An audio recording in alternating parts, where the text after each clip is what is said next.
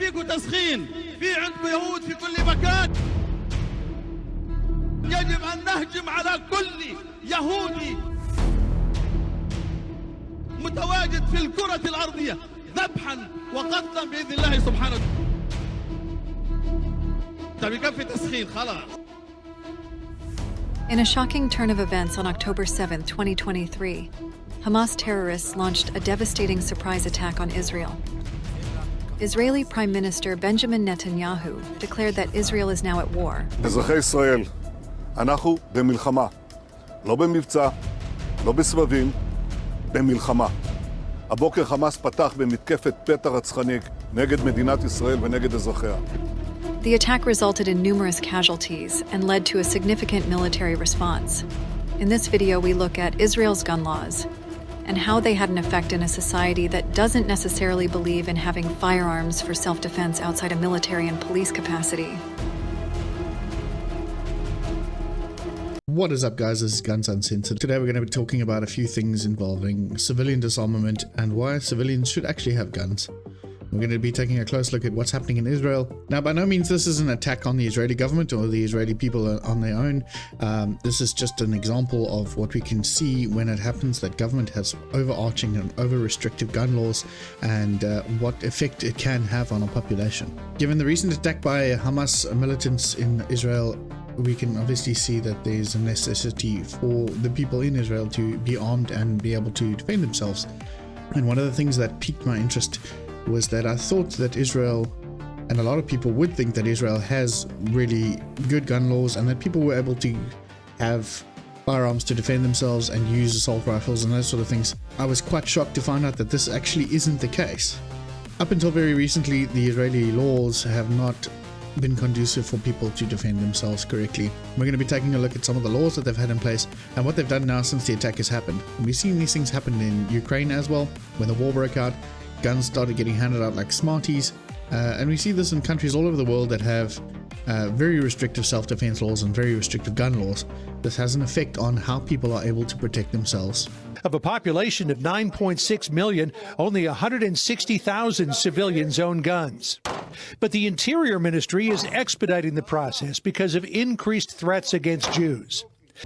So, in Israel, civilian firearm licenses are restricted to a single handgun, and you're not allowed to have a certain amount of bullets.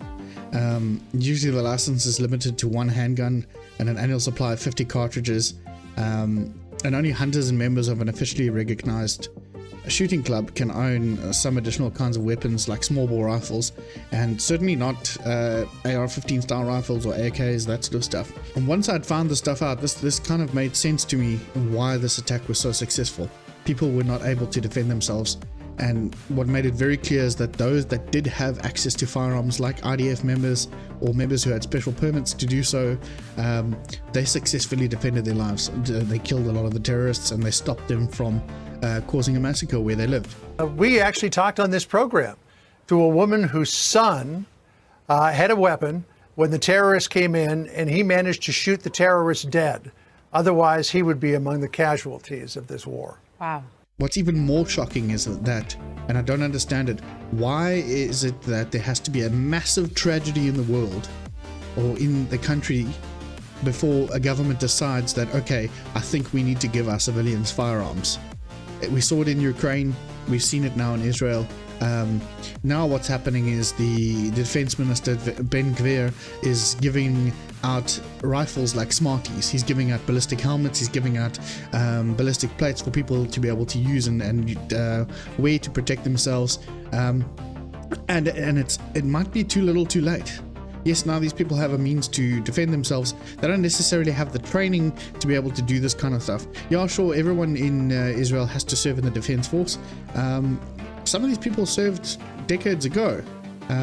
Some people may not have served in combat roles and only used firearms during basic training. If you don't have a gun culture in a country where people are used to using firearms and trained to use firearms in self-defense, you're going to have serious problems. And now everyone's rushing and they're giving out firearms like Smarties, and it's a little bit too late. This is a lesson to governments all around the world that you can't wait for it to be too late before the civilian population gets armed. Self-defense is a human right, and it should not be infringed by any government or anyone else. Now, sadly, in Israel, people that didn't have access to firearms were brutally murdered. Houses were set on fire with people in it. Babies were found burnt alive. This sort of thing cannot happen again. And I hope Israel has now learned from this and relaxes their gun laws to allow people to be able to defend themselves. Israel is a very complicated society. There's a lot of different things going on there. There's Christians, there's Arabs, there's Muslims, there's Jews, there's all kinds of religions in one concentrated area. Everyone's got different ideas on things. There's some places in Israel that you can't walk through wearing an Israeli flag, for example. There are Hasidic Jews in areas there that do not believe in the state of Israel. You walk in these neighborhoods and you'll see Palestinian flags painted on the walls.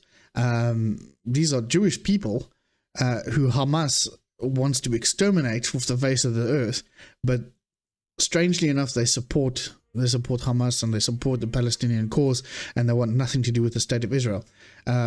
You can go to Palestinian areas where there are people who support the state of Israel, who are upset now because they are in the West Bank and they cannot get a work permit to work in Israel, and now their families are suffering because they're not earning what they were earning before when they were working in Israel with Israeli companies and that sort of stuff. So it's a very mixed, complicated society, and I don't think unless you live there, you don't understand the actual complexities of what's going on there.